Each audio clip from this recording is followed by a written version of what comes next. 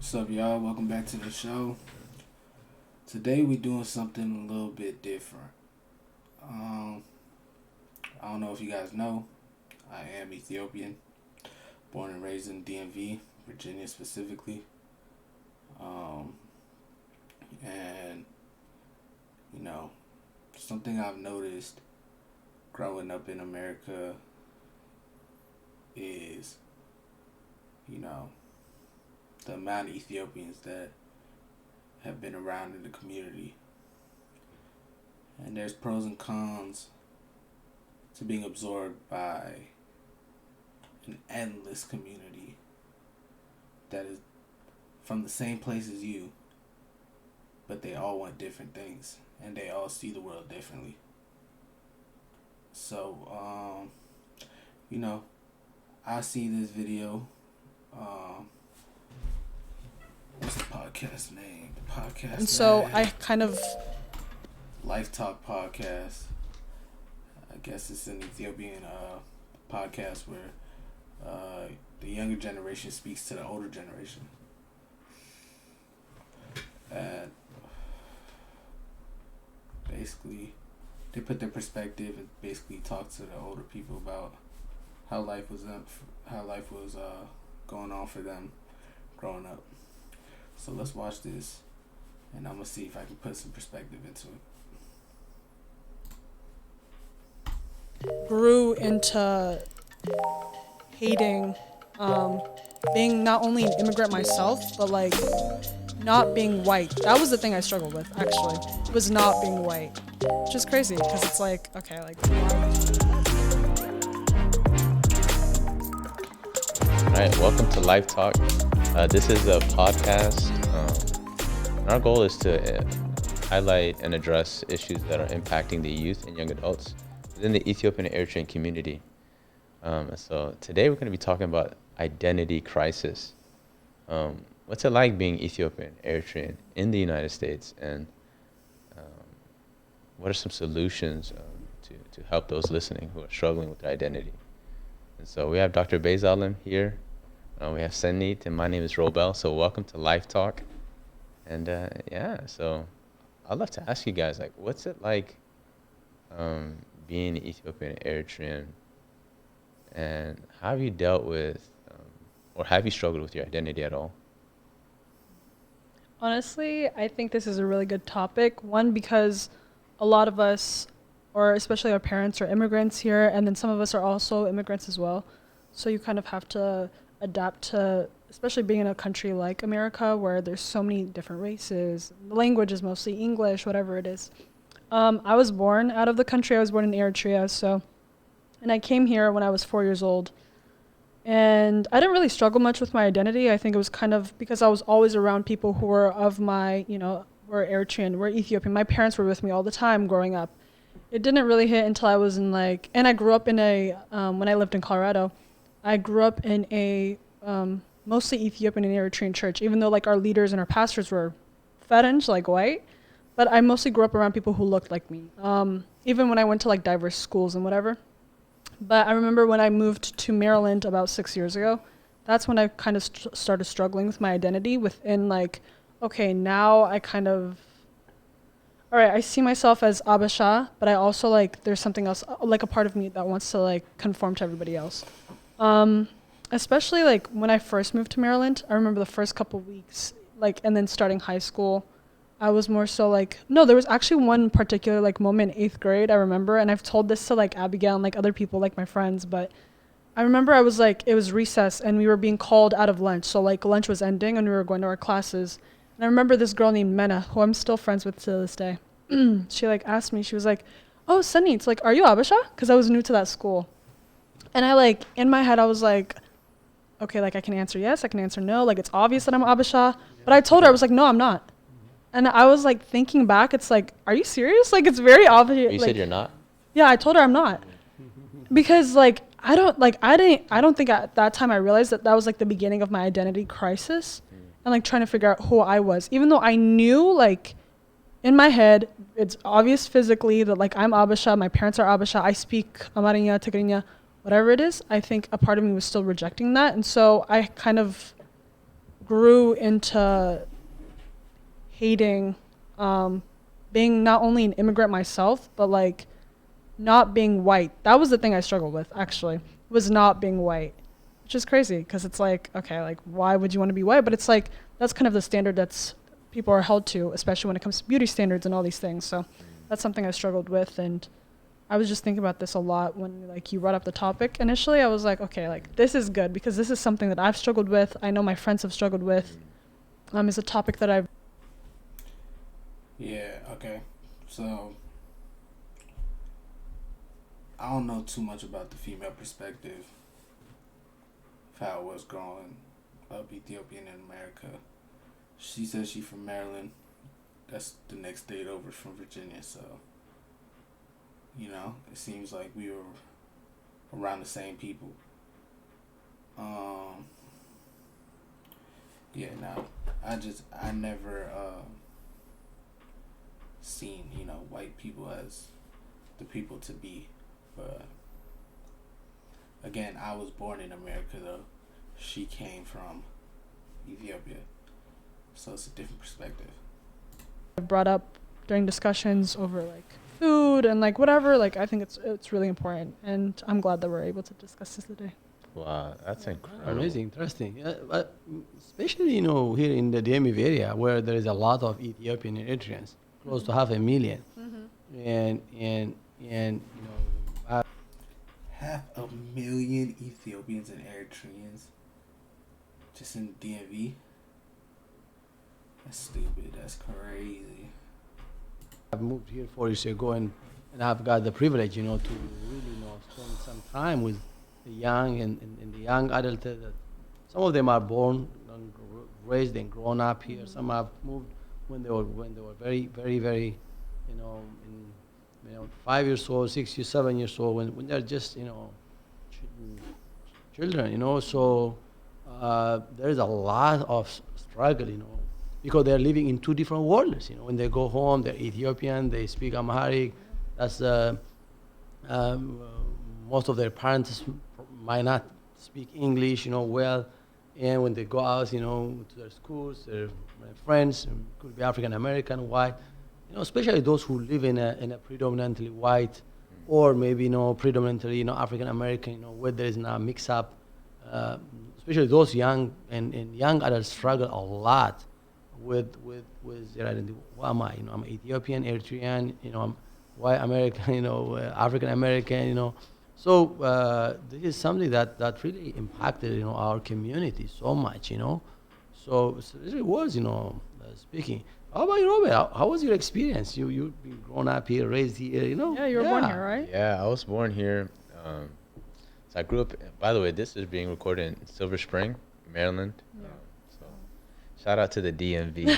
For everybody in the DMV, represent. But yeah, so I grew up in Montgomery County, and it's interesting because you wanted to be white, and I wanted to be stereotypical black person, whatever that means. And at the time where I was growing up, it was, a lot of us, a lot of my Ethiopian friends were listening to hip hop and watching music videos, and like we wanted to be what we saw on TV. So that's interesting because we wanted to be like, accepted by our black friends at school, pretty much. And that's always been a journey because, in my home, my parents are speaking Amharic. They're trying to teach me how to speak Amharic. I didn't want to learn how to speak Amharic, but I'm in that community. I'm in that Ethiopian environment. And then when I go out to my, predominantly, black and Latino school, I'm like trying to shed everything about me that makes me different. Whether that is the way my clothes smell because of the way my mom cooks, He is correct about that.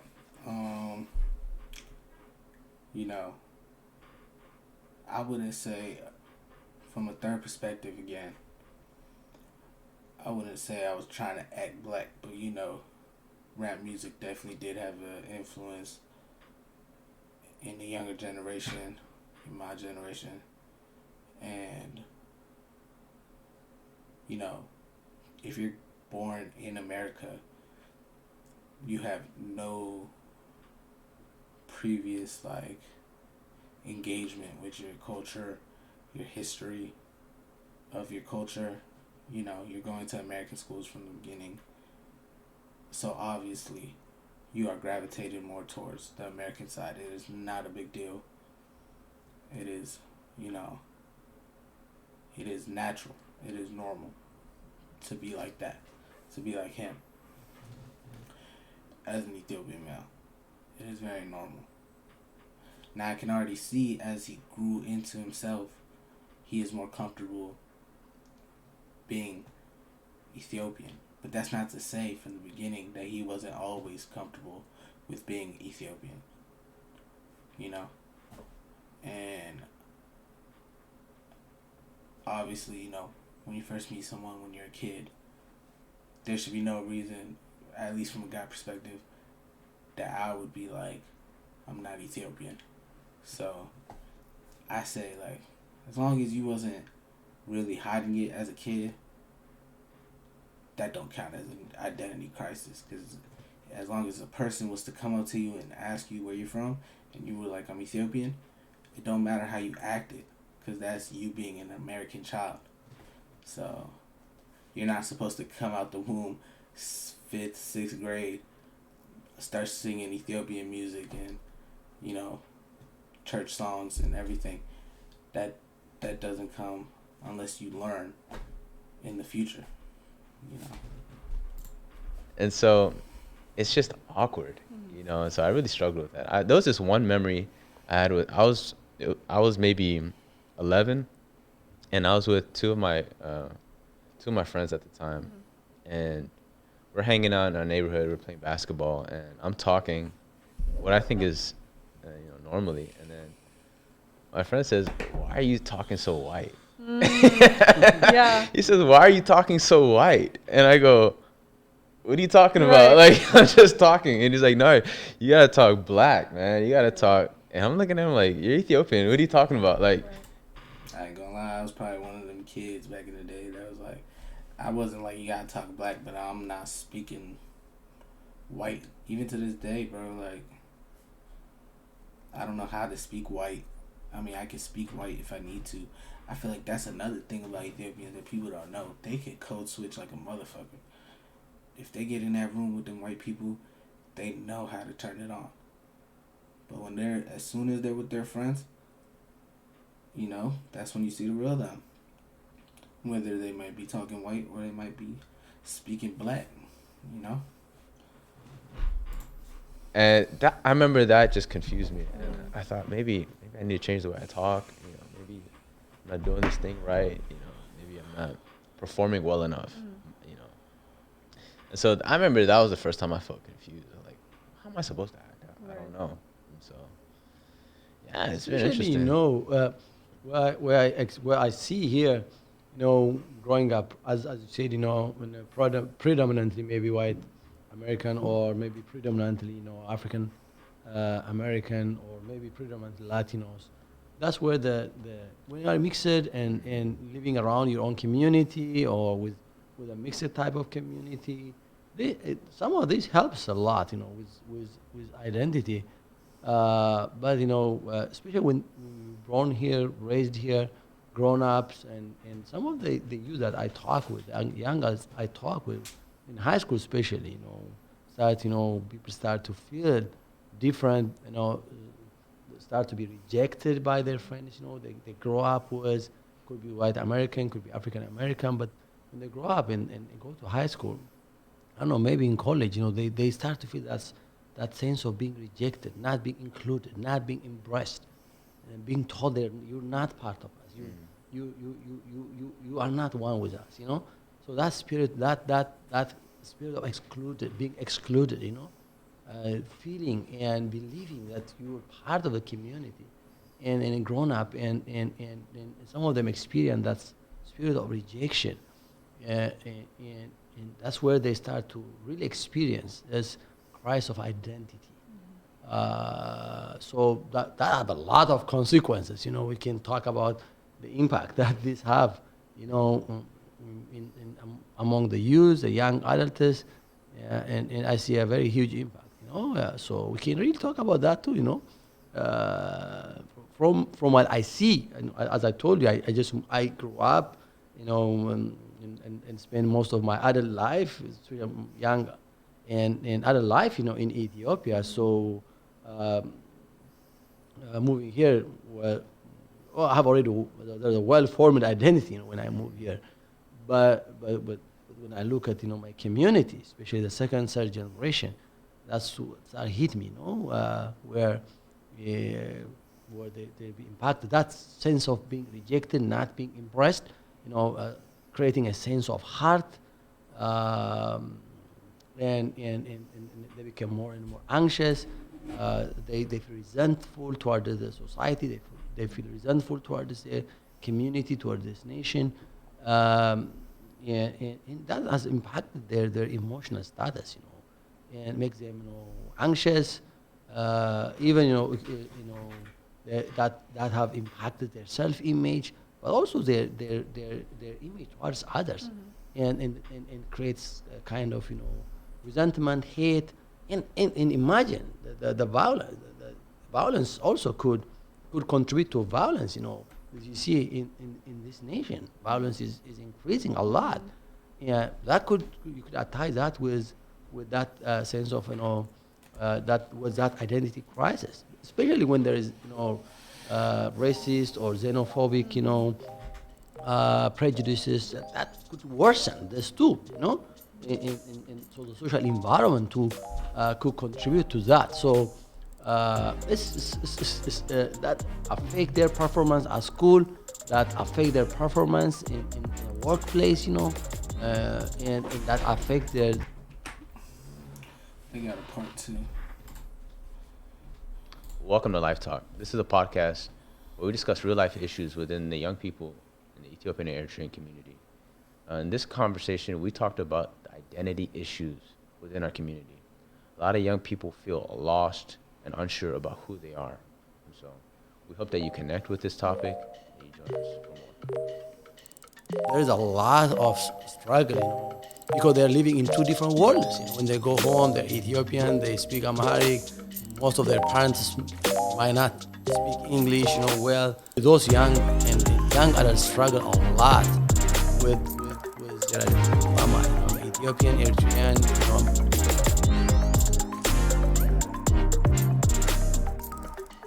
I was gonna say, while you were speaking, you brought up like resentment, feeling resentment towards other people, towards yourself, whatever it is, and also dealing with racism, xenophobia, things like that. I remember one thing I thought about was resentment towards your own parents, especially because a majority of our parents are immigrants. So I barely know any Abisha parent who's over the age of 30 that was born in America, right? I remember personally, I resented my parents. There was one instance actually that ties in with the resentment towards your parents and dealing with xenophobia and racism. I don't remember how old I was. I think I was 8 or 9 years old. Could you define xenophobia? Xenophobia is hate or discrimination towards people who are foreigners, not of the same country or same the same not race, that are foreign. And so I remember this one instance. I think we were at a Nissan dealership, and we were at the office, and I don't know why I remember this so vividly, but it was because it really tugged on my heartstrings. We were there. It was me, my dad, and my mom. Yeah, me, my dad, and my mom, and we were waiting in the office, and this big, burly, white man, fat-end man, walks into the office. He sits on the corner desk, the corner of his desk. And I remember my mom was talking to him. My mom is more fair-skinned. If you've seen my mom, you've definitely met my mom. She's more fair-skinned, right? So I've noticed that even growing up, she was treated a little bit better than my dad. And my dad is my skin tone a little bit darker. Still just as amazing, whatever, right? All these great qualities. But I remember him being treated differently than my mom was. We walked in there. My mom speaks with a little bit less of an accent than my father does. So she was speaking to him. He understood her, whatever. And then when my dad was trying to explain to him, he was very just standoffish towards my dad. And that was something I was noticing. I was why is my dad being treated differently than my mom? And that's definitely something I remember vividly, because I was okay, why is this happening? Obviously there's a difference in how my parents look, but they're still the same. They're still trying to get the same point across. And that's something that I've really thought about. And then But then sometimes that turns into like resentment where it's like, why couldn't you just be like the white parents? Why couldn't you like, I brought that up like sometimes when like my parents and I are like arguing because that's inevitable. You're always going to argue with somebody. There's points of contention. But I remember like, I was like, why can't we just be like fetish parents? Like, why can't you guys, like, why can't we be like a white household? Things like that. And it's like, you have to remember like, that's such like, that hits really hard to my parents because it's like what like we can't change we can't change how we look physically, like we weren't born here, you weren't born here, so there's really nothing we can do. But it's like I'm trying my best to like I'm trying my best to like provide the best life for you guys, da da da. But it's like at the same time I was feeling this resentment towards my parents where it's like, why couldn't you guys be like, why couldn't you be less strict? Why couldn't you talk like when we're in public? Why can't you like lower your voice when you're on the phone? Why do you talk with an accent? Things like this, like. Hey, the talking loud on the cell phone is crazy. You know, I could say that there are certain things that Ethiopian parents that they will do that's in their nature, and they will just like that's just overdone, and you know, in today's society it doesn't need to be done. And you know, but we do understand that they can't help it. But growing up as an American, you gotta learn how to adjust, because it's like, yes, it is a free land, but at the end of the day, you adjust to everything in your life. So if you could tone it down a little bit, it just makes life go way smoother. That's how I look at it. There's a clear consensus line and there's a bottom line. And just trying to, you know, fondle over that line, it just makes things harder. So it's all up to if you would like a harder life or not, you know? You know, it's a little bit hypocritical, but you gotta also understand that they did come to this country with barely anything, probably nothing. And back in the day, the opportunities that we're given are not the same as the opportunities they were given. But when you have the parents on your neck telling you to be a doctor, be a lawyer, and they don't know what it takes to become a doctor and a lawyer, or they don't understand what is making you happy in life, what you want to do as a future, they just completely cut off from you. And that hurts Ethiopian kids, you know? So my advice would be to a lot of parents that they need to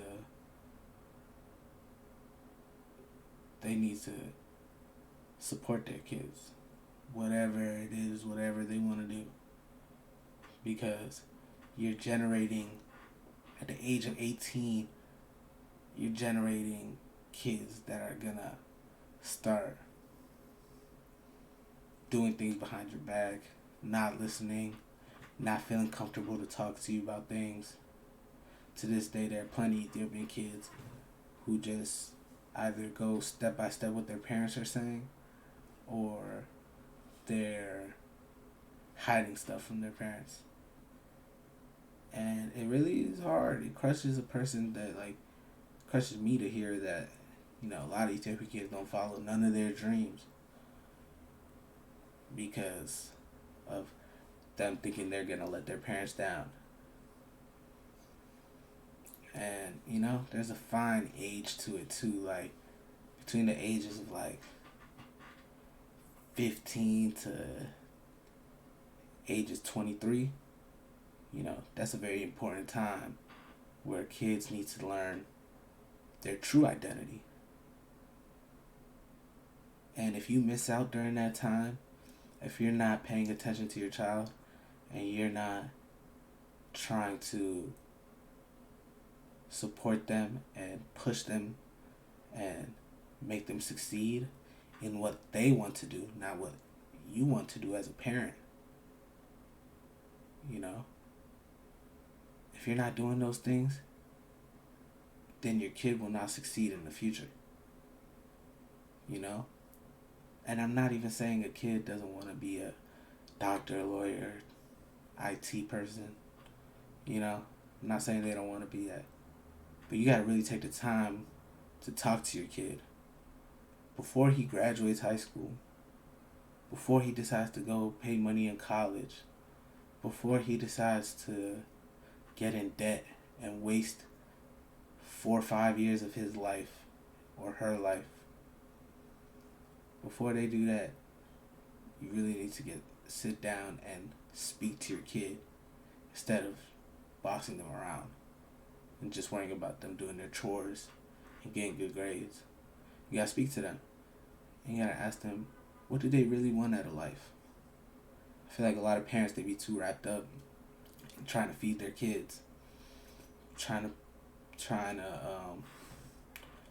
give them the life they never had, and you know, they forget to really ask the kid what makes them happy.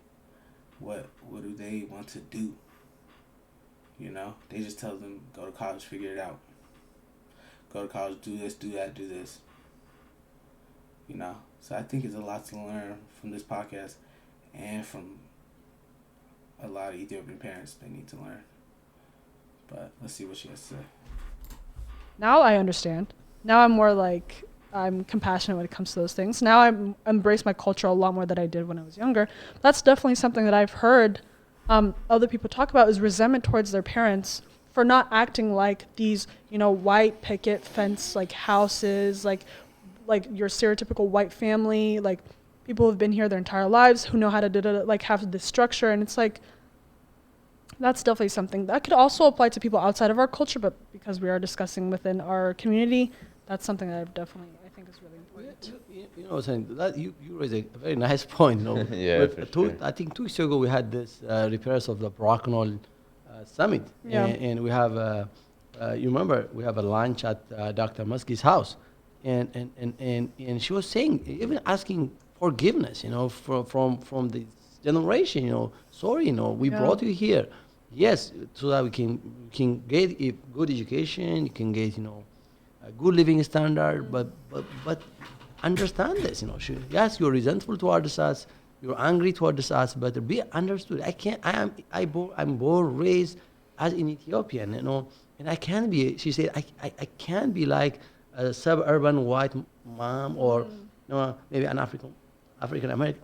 I can't be like that, So because kids why did you bring me here? Why did you and expose me to all this trauma in heart? That's a lived experience, of this generation. Even I was in one meeting with, that's a big Baptist, Southern Baptist convention, and there's a lot of debate going on, and finally, of course, they recognize this is their lived experience, they say, and we have to deal with it, because this is an issue that's so hot, especially during the COVID. You remember this racism issue? Is there racism here in this country? Is there any systemic racism in this country? How is the social environment? One thing that in that conference was recognized, it, this is their lived experience. This is what they have experienced. This is what they feel towards others. This is how they feel that they are true. This is what they perceive. So we need to take that and work on that. That's good. So that you can really go beyond our personal experiences and try to do something to fix the social environment, if that contributes to identity crisis, to the worsening of this negative self-image, even negative image towards others. But not only to your mom, to your dad, this generation resented towards this country, resented towards others, and that's resentment. It makes you ineffective in so many ways, It's in your relationships, in your workplaces, look, even we can look. He's not wrong, I think a lot of kids, a lot of Ethiopian kids, grow up with resentment, but the resentment does nothing for us. In fact, it sets us back maybe like a couple steps. We get it. Like, there's a lot of problems growing up in America as an Ethiopian, and you know, it's hard. And just to see a man like this, accepting it and talking about it is a big step for Ethiopian parents. And there's a few like this man, but there's a majority that will not have this conversation. There's a majority of parents who will not have this conversation at all. And the worst part is that they can't fix this problem. This problem of not being able to adapt, they will never be able to adapt. Unless the more adaptation that's going on for an Ethiopian parent increases their intelligence level, especially living in America. So I think there's a meter where the intelligence line goes with the adaptation. Get, characters from history, from scripture, from other sources. I'm grown up as a Christian, as an evangelical, I'm an evangelical Christian as well. The story of Joseph, being mistreated with his own brothers.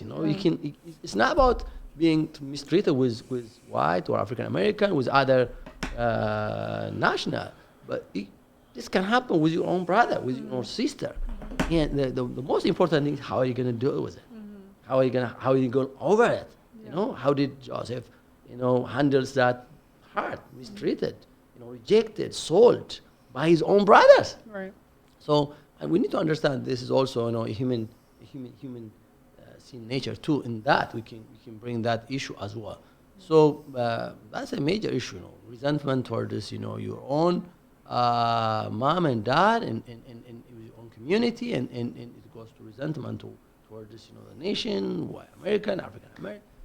It could be to anyone, that could be directed to someone. So that has created a lot of, and so that once you feel that spirit of rejection and resentment, and that creates anger. And as I said, it could increase violence, and make you more violent, and definitely, and that could lead to substance abuses, to mental illnesses. Some of them really struggle with anxiety, with depression. All of that, everything you just said, facts. Me personally, substance abuse is a real thing. I'm not gonna get on here and just talk about what substance is, but substance abuse is a real thing. And that can come from resentment, that can come from identity crisis, that can come from, and that don't mean anything, because when you get to a certain age, you're gonna try and figure out what you want to do in life and everything. That's identity crisis as well. So, them things can lead to that, and it's dangerous. So as a parent, if you're really in tune to your children, you should see these signs coming, and you should try and pay attention to your children more, and help them through it. That's the best thing you can do. It could lead to you can repress it, and you want to reject your own identity, or you want to conform with or and excessive responses kid come to, and the social activism, the political activism that you see sometimes could help improve the social environment and the contexts, but also it could be an excessive response too. So there's a huge impact on our social, emotional, physical, and career. Yeah. Yeah, man. It's an interesting dynamic as a child, because in one hand you're grateful for an opportunity to live in the West, to have a Western education, More than to grateful. live in, depending on where you live, not everybody's experiencing this, but relative safety, you know, and to be nourished, you know, and in a in a free country like this, you know, you see the sacrifice your parents made to come here, and you have to be grateful for it. But on the other hand, there's also a lot of negative stereotypes about being Ethiopian. Like, I remember, like, there's a South Park episode where they had this character, I think it was like Starvin Marvin, something like that. It's just this, you know, anorexic, you know, guy, and they just made fun of this, you know, they made a character out of a starving Ethiopian. Yeah. And I remember, like, hearing that, like, and being called that, having other Ethiopians being called that, or people ask where you from, and the only, you know, Do they have water there? yeah, do they have, Yes. what else? They said, do you have water there? Do you use their food there? You know, Right.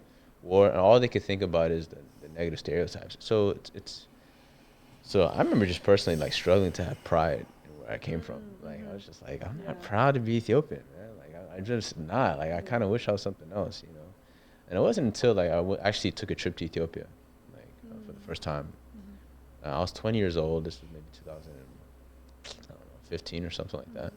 And I went to Ethiopia, and I got to see the beautiful culture, and learn a lot about the history, and you know, see the beautiful landscape. You know, my aunt is a geographer, and so she creates maps in Ethiopia, and I think another family friend is a historian. So she was just telling me, like, the lineage of kings and the history of Ethiopia. And I remember just thinking, wow, like, man, if I really studied up on Ethiopian culture, Yeah, nah.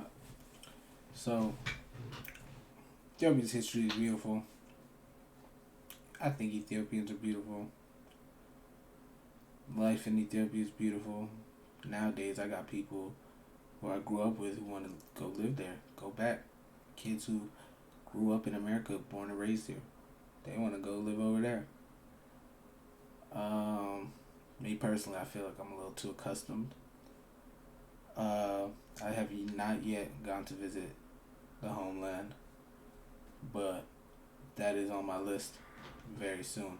And I feel like it will refresh my mind and let me, you know, love being Ethiopian more than I already do.